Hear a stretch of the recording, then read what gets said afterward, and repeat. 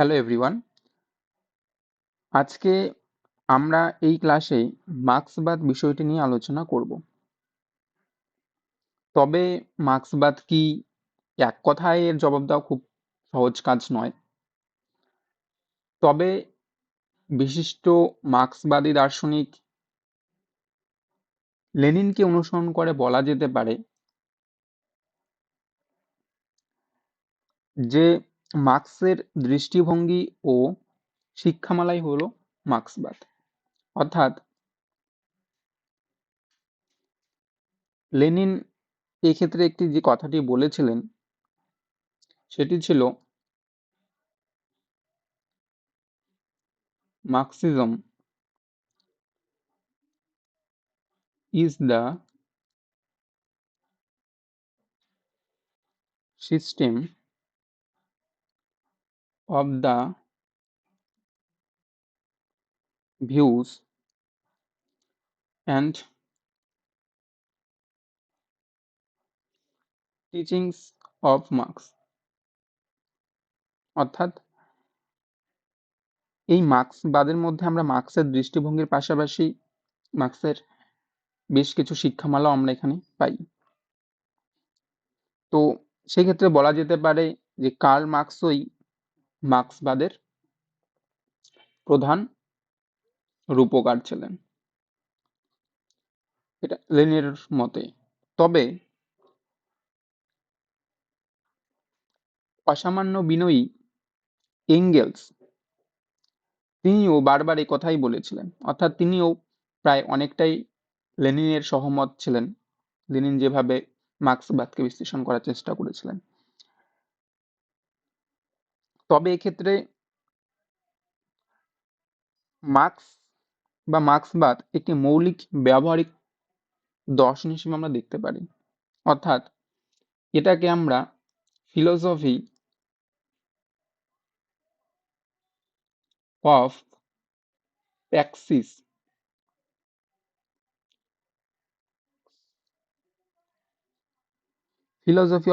হিসেবে বা একটি মৌলিক ব্যবহারিক দর্শন হিসেবে দেখতে পারি। এক্ষেত্রে কার্ল মার্ক্সের কথা, তার কাজকর্মকে মার্ক্সবাদের বিকাশের জন্য যতই সর্বোচ্চ বলি না কেন, কোথাও কোথাও একটু শূন্যস্থান থেকেই যায়। অর্থাৎ এক্ষেত্রে লেনিন বা এঙ্গেলস যতই মার্ক্সবাদ বিষয়টি নিয়ে সম্পূর্ণরূপে মার্ক্সকেই দাবি করুক না কেন, সেই দাবি যথাযথভাবে পরবর্তীকালে মানা হয়নি বা মানা হয় নাই। মানা হয়নি এই কারণেই যে সম্পূর্ণ মার্ক্সবাদ আমরা যদি বিচার বিশ্লেষণ করি, তো বিচার বিশ্লেষণ করলে দেখতে পারবো যে সম্পূর্ণ মতবাদটি একার হাতে তৈরি হয়নি। অর্থাৎ মার্ক্সবাদ যে সম্পূর্ণটাই শুধুমাত্র কার্ল মার্ক্স, এটা আমরা কখনোই বলতে পারবো না। অর্থাৎ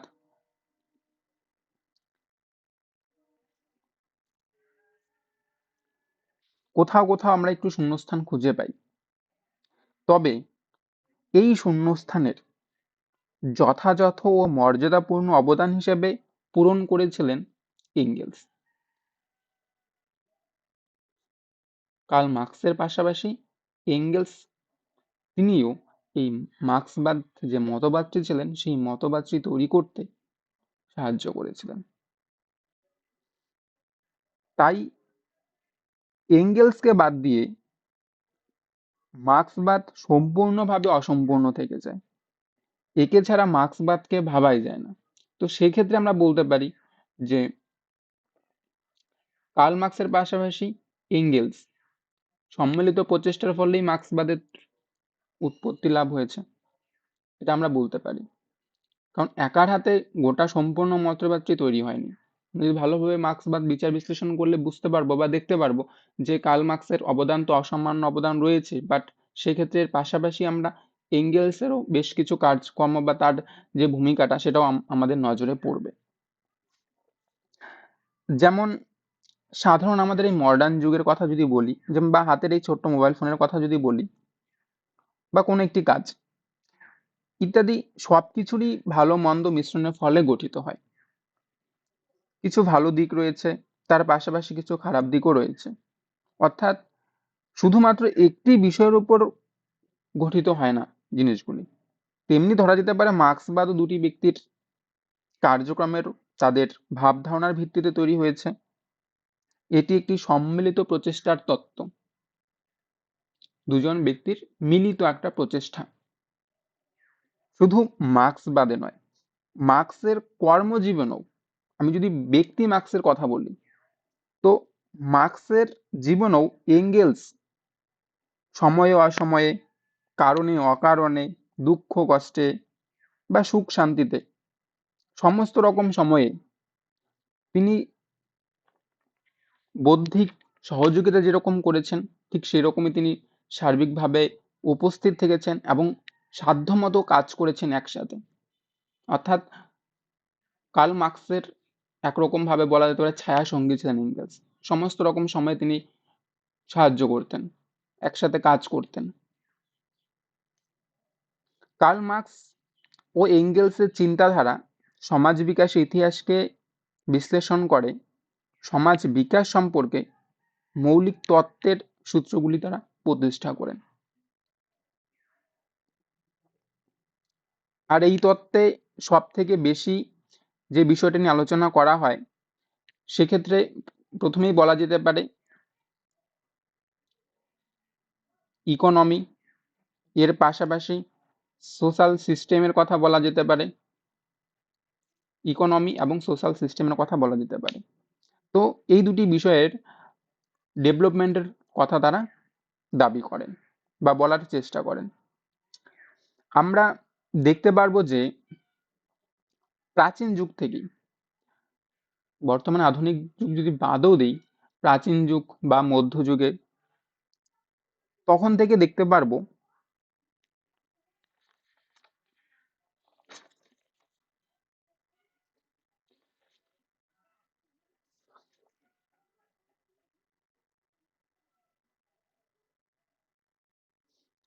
যে দার্শনিক ও সমাজবিজ্ঞানীগণ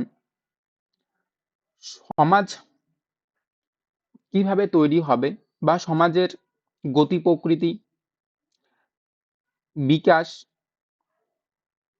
এবং পরিবর্তন, এই সব বিষয়গুলি নিয়ে তারা ব্যাখ্যা দানের চেষ্টা করেন। অর্থাৎ তারা সবসময় সমাজের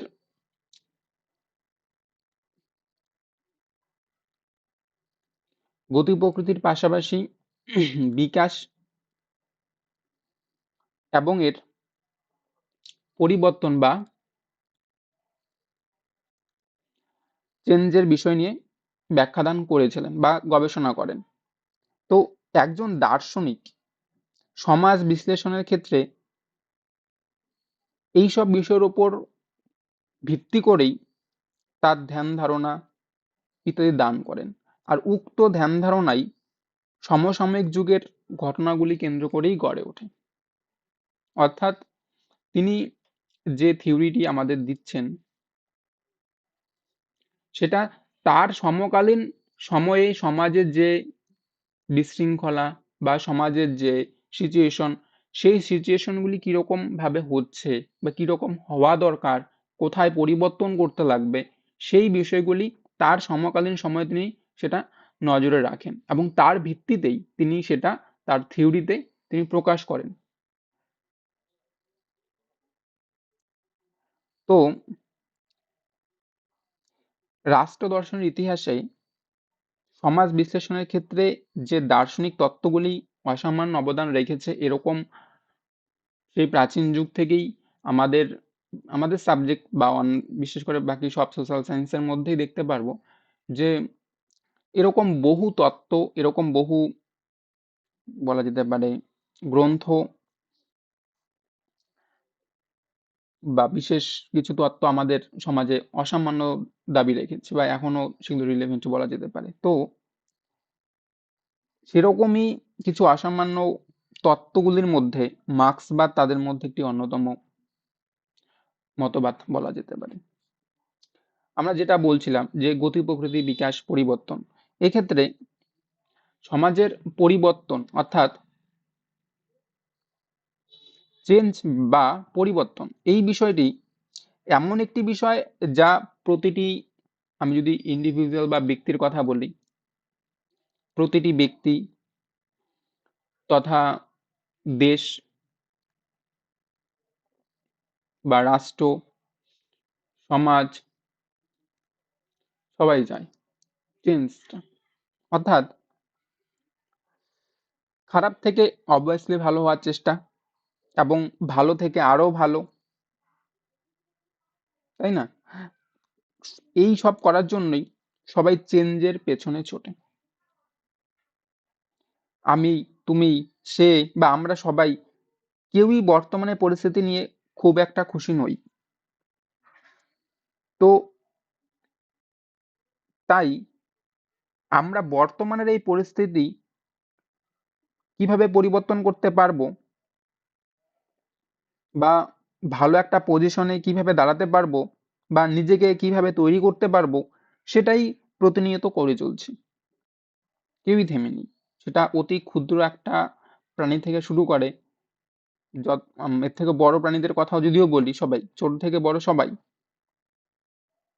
সবাই এক নির্দিষ্ট লক্ষ্যের দিকে চলছে, থেমে নেই। আর লক্ষ্যের দিকে পৌঁছাতে গেলে আমাদের চেঞ্জ দরকার লাইফে, প্রতিনিয়ত লাইফে। অর্থাৎ সেম ক্রাইটেরিয়া বা সেম বৈশিষ্ট্য নিয়ে সবসময় এগিয়ে যাওয়া যায় না। তার জন্য দরকার কিছু পরিবর্তন, কিছু আপডেট। সেই আপডেটগুলি আমরা সময়ে সময়ে করি। সেটা নিজেদের মধ্যেও হতে পারে, সমাজের মধ্যে হতে পারে, দেশের মধ্যে বা আন্তর্জাতিক যে কোনো সিচুয়েশনে হতে পারে।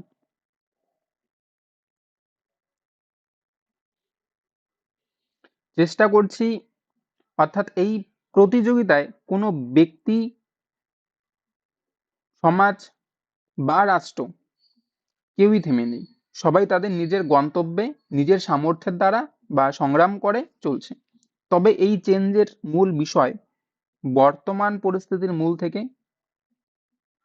তার মূল লক্ষ্যটা হচ্ছে পরিবর্তন করা, অর্থাৎ থেমে না থাকা একটা জায়গায়, যে আমরা থেমে থাকবো বা স্টপ করব সেটা না। সমসাময়িক যেসব ঘটনা মানুষের মনে কষ্ট যন্ত্রণা নিয়ে আসে, তার থেকে মুক্তি লাভের পথ আবিষ্কার করা। এই কার্যক্রমটি অতি প্রাচীনকালে যেমন ছিল, ঠিক তেমনি মধ্যযুগ এবং প্রেজেন্ট সিচুয়েশন বা বর্তমানেও আমরা আধুনিক যুগেও সেটা লক্ষ্য করতে পারি। আর এটা থাকবে, এটা সারা জীবনই থাকবে এই সিচুয়েশনটা। তবে এই মার্ক্সবাদকে ভালোভাবে বুঝতে গেলে আমাদের ঠিক মার্ক্সের সমকালীন পরিস্থিতিতেই যেতে হবে। যদি আমরা মার্ক্সবাদকে ভালোভাবে বোঝার চেষ্টা করি, ভালোভাবে রিলেট করতে চেষ্টা করি, তাহলে সব থেকে বেটার হবে যদি আমরা সেই সিচুয়েশনটা নিজেরা কল্পনা করি। অর্থাৎ আমরা আমাদের ঠিক মার্ক্সের মতো করে ভাবতে হবে। আমাদের বর্তমান সমাজটা যেরকমই হোক না কেন বা যেরকমই থাকুক না কেন, সেটা আলাদা ব্যাপার। তবে এই মার্ক্সবাদকে বোঝার জন্য আমাদের কিছু সময়ের জন্য মার্ক্স হতে লাগবে। তাই সবাই এখন থেকে নিজেকে মার্ক্স ভাবতে পারো এবং এই বিষয়টি অনুভব করার চেষ্টা করো এখন থেকে। তাহলে আমরা সবাই মার্ক্সের সেই সময়ে প্রবেশ করলাম। অর্থাৎ মার্ক্স যে সময়ে জন্মগ্রহণ করেছিলেন, এর পরবর্তীতে সমাজের যে সমস্যা বা সমাজের যে পরিস্থিতি যেরকম ছিল, আমরা সেরকমই রিয়েলাইজ করবো যে আমাদের সমাজটা সেরকমই। আমরা নিজেরা নিজেদের এমনভাবে ভাববো যে আমরা সত্যিই ওই জগতে চলে আসলাম, এবং এই জগতে এসে আমরা মানে কাল্পনিক ভাবে তো আমরা মার্ক্স, তাই তো। তো আমরা কি দেখতে পারবো? প্রথমেই দেখতে পারবো আমাদের চারপাশে বিজ্ঞানের দৃষ্টিভঙ্গির উন্নতি হয়েছে, এবং তার পাশাপাশি আমরা এর চারপাশে কি দেখতে পারবো? শিল্প বিপ্লবের এক বিরাট আয়োজন শুরু হয়েছে। অর্থাৎ মার্ক্সের সমকালীন পরিস্থিতিটা এমনই ছিল। শিল্প বিপ্লব, এর পাশাপাশি ইন্ডাস্ট্রিয়ালাইজেশন, ছোট বড় বিভিন্ন রকম কোম্পানি, কলকারখানা, চারিপাশে উন্নয়নের জোয়ার এক কথা বলা যেতে পারে। সেরকম একটা সিচুয়েশন সেখানে তৈরি হয়েছিল। এর পাশাপাশি বিজ্ঞানেরও কিছুটা উন্নতি হয়েছে, সায়েন্টিফিক রুলসে বা বৈজ্ঞানিক পদ্ধতিতে বিভিন্ন রকম কনসেপ্ট সেখানে তৈরি হচ্ছিল। যাই হোক, তো চারপাশে ডেভেলপমেন্টের গুণগান চলছে। তবে সমাজে এই শিল্প বিপ্লবের পাশাপাশি কিছু ক্ষতিকারক জিনিসও আমরা লক্ষ্য করতে পারছি, যা খুবই যন্ত্রণাদায়ক, তার পাশাপাশি খুবই কষ্টদায়কও বটে। এই মতাদর্শটি শুরু করার প্রথমেই আমি বলেছিলাম তোমাদের যে আমরা সর্বদা কোনো জিনিস থেকে ভালো জিনিস যেরকম পাই, এর পাশাপাশি খারাপ কিছু দিকও কিন্তু এর পিছু পিছু চলে আসে। অর্থাৎ সবকিছুরই দুটি ভিন্ন রূপ রয়েছে। আশা করি নিজেরা অনুভব করতে পারছো বা বুঝতে পারছো, যেটা আমি প্রথমেই বললাম যে প্রত্যেকটা জিনিসের একটা পজিটিভ প্লাস নেগেটিভ দুটো দিকই থাকে। এই দুটো দিকটি নিয়ে সমন্বয়ে সেই জিনিসটা তৈরি হয়। ঠিক আছে, যেরকম মার্ক্সের যে সমকালীন পরিস্থিতিটা ছিল, আমি বললাম যে ইন্ডাস্ট্রিয়ালাইজেশন, যেখানে সায়েন্টিফিক রুলস অনুযায়ী বিভিন্ন ডেভেলপমেন্টের কাজকর্ম হচ্ছে, ভালো কথা, অবভিয়াসলি ভালো কথা, এর থেকে ভালো কিছু হতে পারে না, বাট পজিটিভ দিক এটা। এর পাশাপাশি অবভিয়াসলি নেগেটিভ দিকও থাকবে একটা, তাই তো? এনি টাইপ অফ যে কোনো জিনিসেরই একটা যেরকম আমরা পজিটিভ দিক পাচ্ছি, ঠিক সেই রকম একটা নেগেটিভ দিকও আমরা পাচ্ছি। এটা অটোমেটিক চলে আসে, এর পিছু পিছু চলে আসবেই। এটা থামানোর কোনো এখনো সেরকম বলা যেতে পারে ইউনিভার্সাল কোনো রুলস রেগুলেশন এখনো তৈরি হয়নি। জানি না সম্ভব হবে কিনা পরবর্তীকালে। যাই হোক, তবে এই যে আমি বললাম যে ইন্ডাস্ট্রিয়ালাইজেশন হচ্ছে, সায়েন্টিফিক রুলস হচ্ছে, সমাজ ডেভেলপমেন্টের দিকে যাচ্ছে, তো এই সমাজে আমরা ভালো দিকটি অবশ্যই সেই শিল্প বিপ্লবকে ধরতে পারি, যে শিল্প বিপ্লবের একটা ভালো দিক ছিল। এর ফলে সমাজের কি হচ্ছে, উন্নতি হচ্ছে, তাই তো? সমাজে উন্নতি হচ্ছে, বেশ কিছু কলকারখানা, নিত্য নতুন জিনিসপত্র বা আরো আধুনিক জীবন যাপনের একটা সিচুয়েশন আমরা দেখতে পাচ্ছি। মানুষেরা আরো আধুনিক হচ্ছে। এর সাথে বা এর পাশাপাশি আমরা যেটা লক্ষ্য করতে পারছি বা চলে আসছে, সেটা হচ্ছে শোষণ মাত্রা। তো পজিটিভ দিক গেল, এবারে চলে আসছে নেগেটিভ দিকের মধ্যে, যে ওই সিচুয়েশনের মধ্যে কি কি নেগেটিভ দিক ছিল। শোষণ মাত্রার পাশাপাশি ভেদাভেদ সমাজের মধ্যে, এর পাশাপাশি শ্রেণী কাঠামো, শ্রেণী কাঠামোর পাশাপাশি শ্রেণী শোষণ, এর পাশাপাশি শ্রেণীর অত্যধিক শাসন কারণে অকারণে। এবার এখানে একটা শ্রেণী বৈষম্য দেখা যাবে।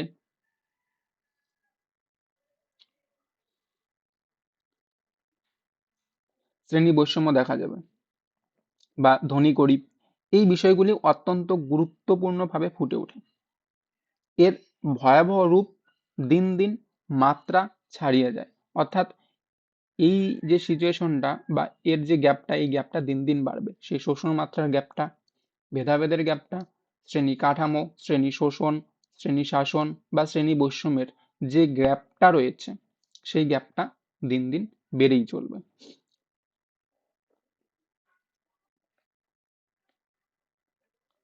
যাই হোক, এই যে আমরা পরিস্থিতিটা দেখতে পারলাম যে মার্ক্সের সমকালীন পরিস্থিতিতে মানে প্রবেশ করার মুহূর্তেই যে সমাজে যেরকম ইন্ডাস্ট্রিয়ালাইজেশনটা চলছে, অবভিয়াসলি পজিটিভ দিক, ঠিক এর পাশাপাশি এই যে আমাদের নেগেটিভ দিকগুলি চলে আসতেছে বা সম্মুখীন হলাম আমরা। তবে শিল্প বিপ্লবের বা শিল্প বিপ্লব ছাড়াও বিজ্ঞানের ক্ষেত্রে ডারউইনের যুগান্তকারী আবিষ্কার আমরা সকলেই পড়েছি, জানবে হয়তো।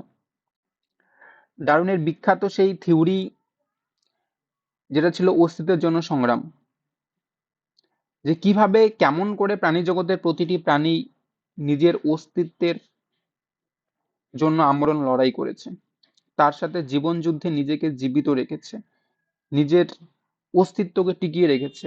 এক্ষেত্রে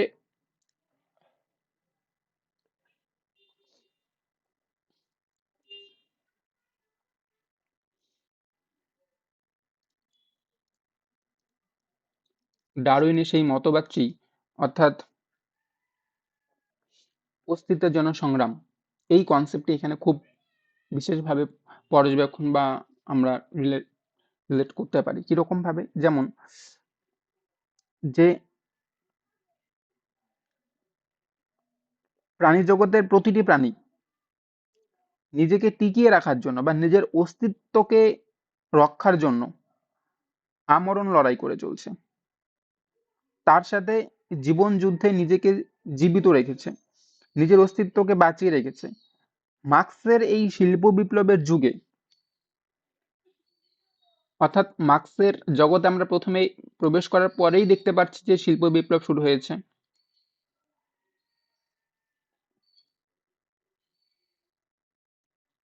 এই শিল্প বিপ্লবের যুগে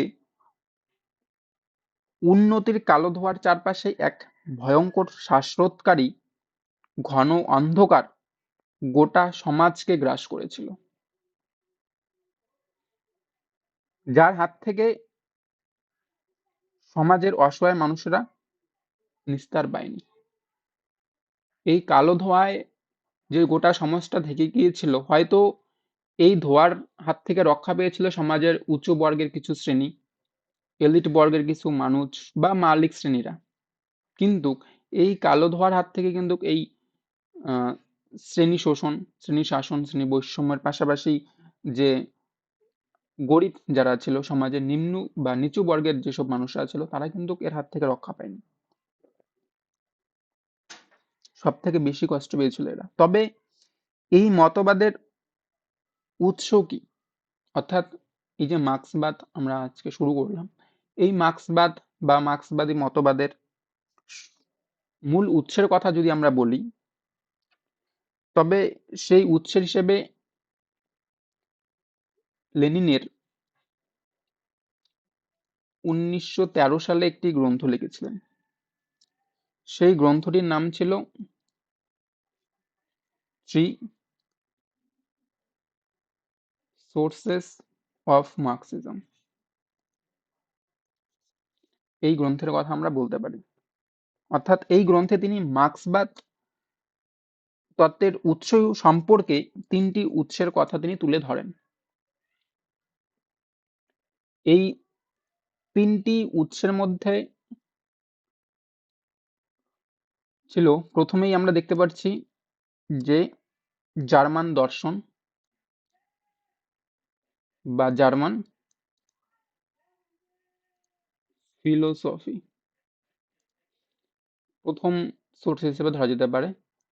সেকেন্ড সোর্স হিসেবে আমরা দেখতে পারি ব্রিটিশ রাষ্ট্রীয় অর্থনীতি, অর্থাৎ ব্রিটিশ পলিটিক্যাল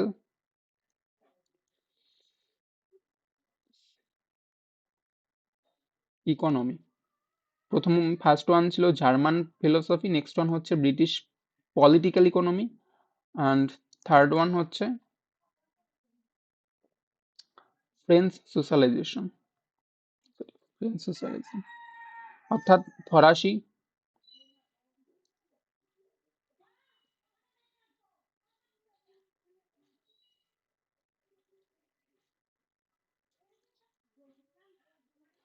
ফরাসি সমাজতত্ত্ব। এই তিনটি উৎসের কথা 1913 সালে লেনিন তার থ্রি সোর্স অফ মার্কসিজম বইতে উল্লেখ করেন, যে মার্ক্সবাদের উৎস হিসেবে আমরা এই তিনটি দর্শনের কথা বা তিনটি তত্ত্বের কথা আমরা বলতে পারি। যেমন প্রথমের দিকে জার্মান ফিলোসফি ছিল, অ্যান্ড নেক্সট ওয়ান হচ্ছে ব্রিটিশ পলিটিক্যাল ইকোনমি, এবং সবার শেষে 3 নম্বরে তিনি ফ্রেঞ্চ সোশ্যালিজম বা ফরাসি সমাজতত্ত্বের কথা তিনি বলেন। তো এক্ষেত্রে আমরা প্রথমেই জার্মান ফিলসফি নিয়ে আলোচনা করব। অর্থাৎ প্রথম পয়েন্টে আমরা যেটা পেয়েছিলাম জার্মান ফিলসফি। এই জার্মান ফিলসফিতে, জার্মান এমন একটি দেশ যেখানে মূলত বিশেষ করে আমাদের রাষ্ট্রবিজ্ঞানের বেশ কিছু দার্শনিক জন্মগ্রহণ করেন। মার্ক্সবাদে মার্ক্স ও এঙ্গেলস তাদের দর্শন চিন্তার জন্য যে সমস্ত জার্মান দার্শনিকের নিকট ঋণী ছিলেন, তাদের মধ্যে হেস, এছাড়া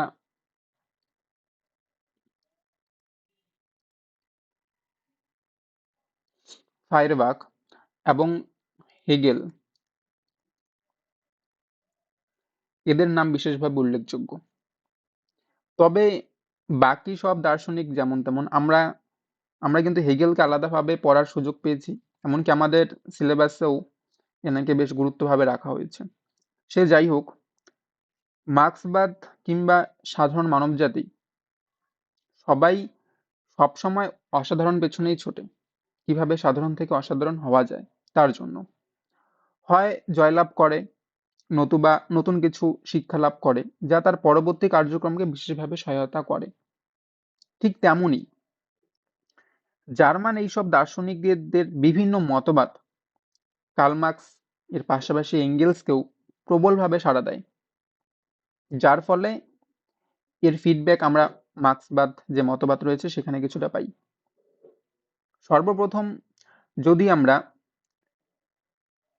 হেসের সম্পর্কে বলি, তবে এক্ষেত্রে বলা যেতে পারে যে মার্ক্সের সমসাময়িক সর্বপ্রথম সমাজের ক্রমবর্ধমান সম্পদ ও দারিদ্র্যের যে বৈপরত্যটা ছিল, অর্থাৎ ধনী গরিবের যে ভেদাভেদটা, সমাজ বিপ্লবের সম্ভাবনার কথা তিনি প্রথম ঘোষণা করেছিলেন বা তিনি তার তত্ত্বের মধ্যে প্রথম দেখান শিল্প বিপ্লব।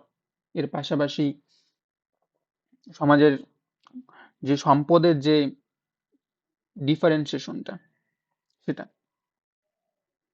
হেসের চিন্তা মার্ক্সকে বৈজ্ঞানিক সমাজবাদ গড়ে তুলতে সাহায্য করেছিল। অর্থাৎ সায়েন্টিফিক সোশ্যালিজম যেটা আমরা পরবর্তীকালে পড়ব, সেই কনসেপ্ট বা এর পাশাপাশি সমাজের ধন সম্পদের যে ডিফারেন্সিয়েশনটা সেটা আমরা বা মার্ক্স তিনি হেসের থেকে আইডিয়াটা পেয়েছিলেন। এর পরবর্তীতে হেসের পরে জার্মান দার্শনিক ফায়ারবাখ মার্ক্সকে চিন্তার দিক থেকে ঋণী করেন আইডিয়া।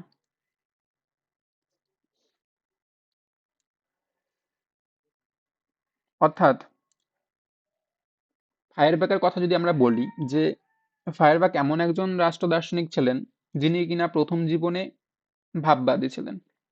তো ভাববাদী হলেও পরবর্তীকালে বস্তুবাদের প্রতি তিনি একটু আকৃষ্ট হয়েছিলেন।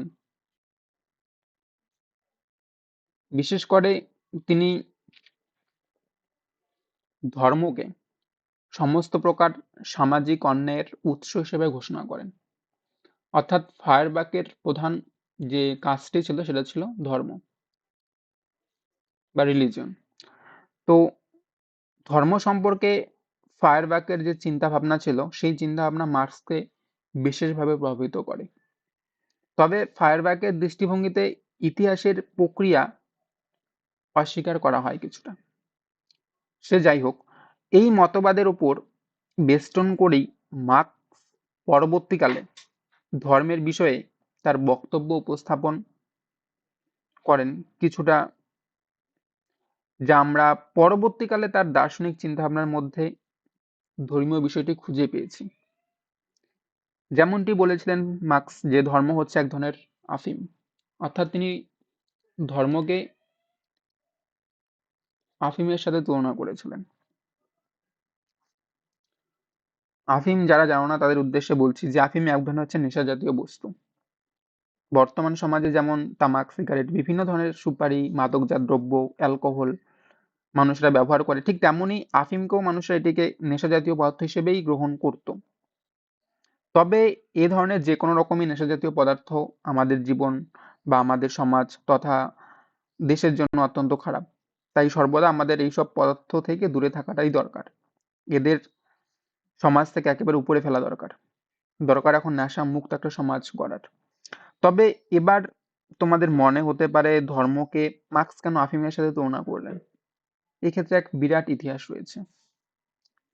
সেই ইতিহাসের কয়েকটি পাতার কয়েকটি শব্দ থেকে আমি বলতে পারি যে তিনি ধর্মকে খুব একটা ভালোভাবে মেনে নেননি। তার মতে ধর্ম সমাজের ক্ষতিকারক একটি বস্তু। যেরকম মাদক জাতীয় নেশা হয়তো কিছু সময় পরে শেষ হয়ে যায়, কিন্তু এই ধর্মের নেশা মানব জাতিতে সারা জীবন থেকে যায়। সমাজের সঠিক উন্নতি ধর্ম সঠিকভাবে করতে পারে না। আমি এক্ষেত্রে একটা ছোট্ট উদাহরণ দিচ্ছি, তোমরা সবাই হয়তো এটাতে একমত হবে। তবে আমি একদম নিরপেক্ষ স্বাধীনভাবে বলছি, কোনো ধর্মকেই ভালো বা খারাপ বলছি না, ছোট বা বড় করছি না, সকল ধর্মের প্রতি যথাযথ মান মর্যাদা ও সম্মান জানিয়েই বলছি। ধর্মের এই সংশয়ে যা মার্কস বলেছিলেন তা যেমন প্রাচীন যুগে অত্যন্ত একটা ভাইটাল বা গুরুত্বপূর্ণ ছিল, আজও ঠিক তেমনই হয়তো বা তারও বেশি শক্তিশালী হয়ে ফিরে এসেছে। তবে এই ধর্মের পথে অধর্মই প্রথমে আমাদের নজরে পড়ে। আলোচনার সুবিধার্থে আমরা আমাদের পার্শ্ববর্তী দেশ তথা বাংলাদেশের কথা বলতে পারি। বর্তমান দিনে সেই দেশের মাটিতে যে অচল অবস্থা দেখা দিয়েছে, সংবিধানের অমান্য হচ্ছে, তার ক্ষেত্রে হয়তো বা কিছুটা ধর্মকেও দায়ী করা যেতে পারে। আশা করছি বাকিটা তোমরা বুঝতে পারছো। মার্কস তাই ধর্মকে নিয়ে এমন মন্তব্য বা আফিমের সাথে তুলনা করেছিলেন। এর পরবর্তীতে আমরা যে জার্মান দার্শনিকের কথা জানবো, আশা করছি তা সকলের কাছেই পরিচিত আছেন। তিনি তিনি হলেন হেগেল। তার দ্বন্দ্ববাদের তত্ত্বের উপর ভিত্তি করেই মার্কস দ্বন্দ্ববাদী বস্তুবাদী তত্ত্বের এক নতুন ভিত্তি স্থাপন করেছিলেন। হেগেলের ভাববাদী দর্শন থেকে, অর্থাৎ হেগেল সম্পূর্ণরূপে আমরা জানি তিনি একজন ভাববাদী দার্শনিক, তার পাশাপাশি তিনি এই ভাববাদী দর্শনটিকেই মার্কস কিছুটা মডিফাই বা আপডেট করার চেষ্টা করেছেন। সেটা দিয়ে তিনি বা এই ভাববাদী কনসেপ্টটা বা দর্শনটাকে বাদ দিয়ে তিনি বস্তুবাদী সমাজ, প্রকৃতির পরিবর্তন, বিবর্তন প্রভৃতিকে বিশ্লেষণ করার জন্য মার্কস দ্বন্দ্বের পদ্ধতি গ্রহণ করেছিলেন। যাই হোক, এর পরবর্তীতে 2 নম্বর পয়েন্ট যেটা ছিল সেটা ছিল যে ব্রিটিশ পলিটিক্যাল ইকোনমি। এই ব্রিটিশ পলিটিক্যাল ইকোনমি বা ব্রিটিশ রাষ্ট্রীয় অর্থনীতি থেকে আমরা মার্ক্সবাদের দ্বিতীয় প্রধান উৎস হিসেবে গণ্য করতে পারি। যে ব্রিটিশ যুগে অর্থনৈতিক ব্যবস্থার বিকাশ বিশ্লেষণ করে মার্কস এই সিদ্ধান্তে উপনীত হয়েছিলেন যে কোনো সমাজ ব্যবস্থায় অর্থনৈতিক ব্যবস্থাটা ছিল তার ভিত্তি। অর্থাৎ যে কোনো ধরনের সমাজ ব্যবস্থাই হোক না কেন, সেখানে তার যে ভিত্তিটা থাকে সেটা সবসময় তার ইকোনমি সেন্ট্রিকটা হয় বা অর্থনৈতিক সিস্টেমটাই হয়। যেমন শিল্প বিপ্লবের পর পুঁজিবাদী সম্পর্কে অ্যাডাম স্মিথ তার বিখ্যাত যে গ্রন্থটা ছিল দ্য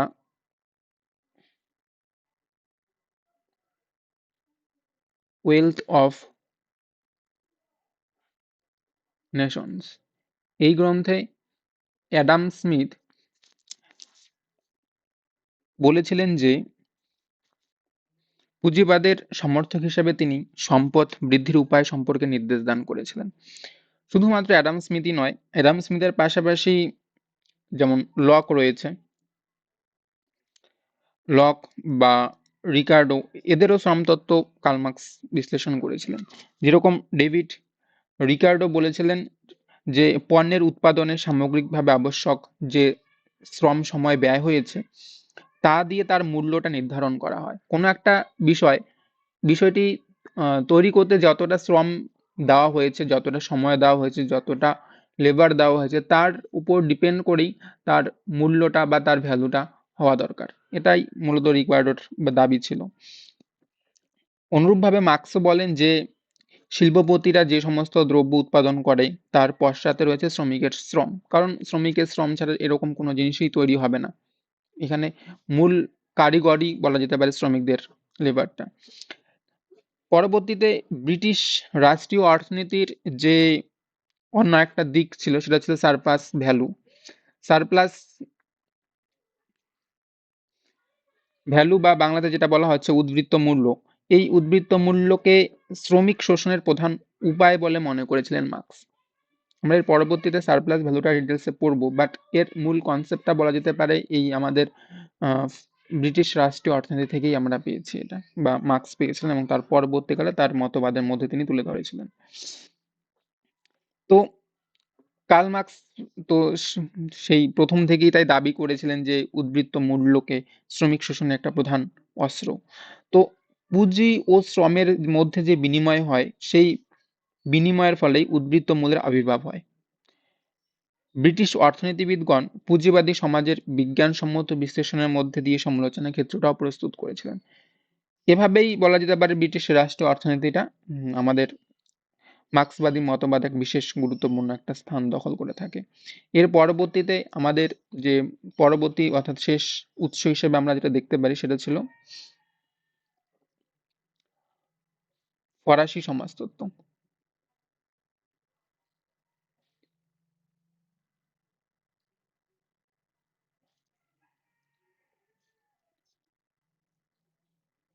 এই ফরাসি সমাজতত্ত্বটি মার্ক্সবাদের তৃতীয় উৎস হিসেবে উল্লেখযোগ্য রয়েছে। লেনিন বলেছেন যে সামন্ততন্ত্রের পর ব্রিটেনের কয়েকটি দেশে পুঁজিবাদের ফলে শোষণ অনিবার্য হয়েছিল। আর এই শোষণের বিরুদ্ধে প্রতিক্রিয়া হিসেবে আমরা কাল্পনিক সমাজবাদের আবির্ভাব দেখতে পারি, যেটা ইউটোপিয়া সোশ্যালিজম বলা যেতে পারে। তো এই কাল্পনিক দর্শনের মার্কস ও এঙ্গেলসের অন্যতম একটা প্রেরণাদাতা বলা যেতে পারে, বা এর থেকে গভীর প্রভাবিত হয়েছিলেন এটাও বলা যেতে পারে। যেমন কাল্পনিক সমাজতান্ত্রিকদের মধ্যে যেরকম ফরাসি চিন্তাবিদ সিমো যেমন ছিল, ঠিক সেই রকম ভাবে রবার্ট ওয়েন এদের নামও উল্লেখ করা যেতে পারে। তো এরা প্রত্যেকেই পুঁজিবাদের শোষণ থেকে মানুষের মুক্তির জন্য এক কল্পনা রাজ্য বিচরণ করতে চেয়েছিলেন, যে মানুষের যে শ্রেণী সংগ্রাম হচ্ছে এই শ্রেণী সংগ্রাম থেকে তারা কিরকম ভাবে মুক্তি পাবেন, কিভাবে তারা ফ্রিডম পাবেন এবং নতুন একটা সমাজ তৈরি করতে পারবেন। এটাই মূলত বলা যেতে পারে যে কাল্পনিক সমাজবাদের বিশেষ কনসেপ্ট ছিল, বা এটার উপর তারা কাজ করেছিলেন। তো পুঁজিপতিদের নিকট আবেদনের মাধ্যমে এক আদর্শ সমাজ প্রতিষ্ঠা করা তারা, বা প্রতিষ্ঠা করার কথা তারা তুলে ধরেন। প্রকৃতপক্ষে এরা বাস্তব দৃষ্টিভঙ্গিতে সমাজ বিকাশের ধারাটিকে বিশ্লেষণ করতে পারেনি। ভালোভাবে যদি পর্যবেক্ষণ আমরা করি তো এটাই দেখতে পারবো। তো মার্কস এঙ্গেলস ঐতিহাসিক বস্তুবাদী দৃষ্টিভঙ্গিতেই তারা পুঁজিবাদী সমাজকে বিশ্লেষণ করে শ্রেণী সংগ্রামের শোষণ মুক্ত সমাজ একটা গড়ার কথা তারা বলেছিলেন। সুতরাং মার্ক্সীয় দর্শনের উদ্ভব কোনো একটা আকস্মিক ঘটনা আমরা কখনোই বলতে পারবো না। স্টেপ বাই স্টেপ কালক্রমে সময়ের পরিবর্তন সাধন করেই এই মতবাদের জন্ম হয়েছে। মার্ক্সবাদের পশ্চাতে যেরকম জার্মান দর্শন, যেটা বললাম আমি প্রথমেই, এরপরে ফরাসি সমাজতত্ত্ব, এখন বললাম একটু আগে যেটা বললাম যে ব্রিটিশ রাষ্ট্রীয় অর্থনীতির, এই সবকিছুরই প্রভাব রয়েছে। আর এই সবকিছুর প্রভাবই মার্কস এঙ্গেলসের অসাধারণ যে পাণ্ডিত্য তাদের রয়েছে, যে উম, সেই ক্ষমতার মাধ্যমেই সবকিছুকে তারা খুব সুন্দরভাবে ব্যাখ্যা করেছে। মার্ক্সের যে পূর্বসূরিগণ ছিলেন সেগুলি যদি দেখি আমরা, তো সে সময়ে যে ধনতান্ত্রিক সমাজটা ছিল এর স্বরূপ উদ্ঘাটিত কিন্তু তারা করতে পারেনি, এবং ধনতন্ত্র থেকে মানুষের যে প্রকৃত মুক্তির উল্লেখ এসব কিন্তু ছিল না। তো এই দিক থেকে বলা যেতে পারে মার্কস এঙ্গেলসের চিন্তাটা একটা বিশেষত মৌলিকত্বের দাবি রাখে। তো সবকিছুর বিনিময়ে আমরা বলতে পারি যে মার্ক্সবাদ হলো একটি সামগ্রিক চিন্তা ব্যবস্থা। তো তার জন্য নির্দিষ্ট কোনো একটি জ্ঞান শৃঙ্খলা যে সেটা নয়। তাই লেনিন যথার্থ বলেছিলেন একটি কথা, যে মার্ক্সীয় দর্শনের পটভূমি হিসেবে নানা ধরনের মানব শাস্ত্রের প্রভাব বর্তমানে রয়েছে। মানব শাস্ত্র বলতে এখানে হিউম্যানিটিস এর কথা বলা হচ্ছে। তো লেনিন যে তিনটি মূল উৎসের কথা বলেছেন সেগুলি ছাড়াও আমরা এখানে ইতিহাস,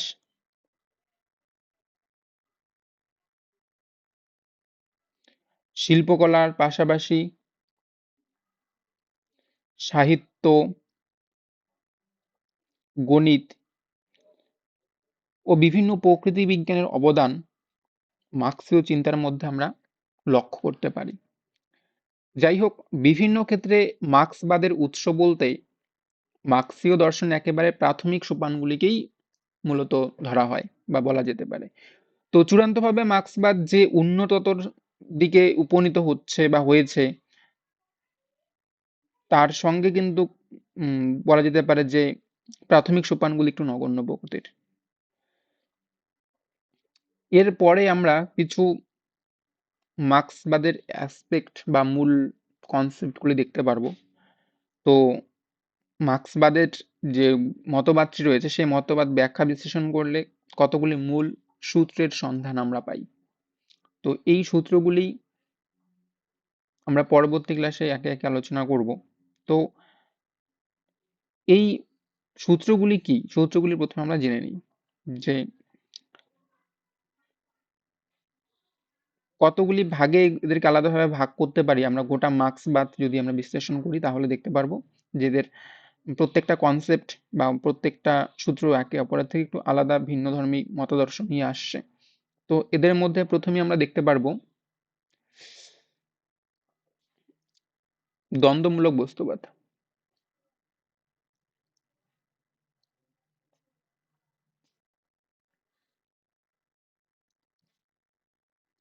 দ্বন্দ্বমূলক বস্তুবাদ। এরপরে আমরা দেখতে পারবো ঐতিহাসিক বস্তুবাদও বলা যেতে পারে। ঐতিহাসিক, এটা অনেক জায়গায় ইতিহাসের বস্তুবাদী, ব্যাখ্যাবাদী এইসব কনসেপ্ট বা এইসব লাইনও তোমরা পেতে পারো। এরপরে যেটা থাকবে সেটা হচ্ছে শ্রেণী সংগ্রামের তত্ত্ব।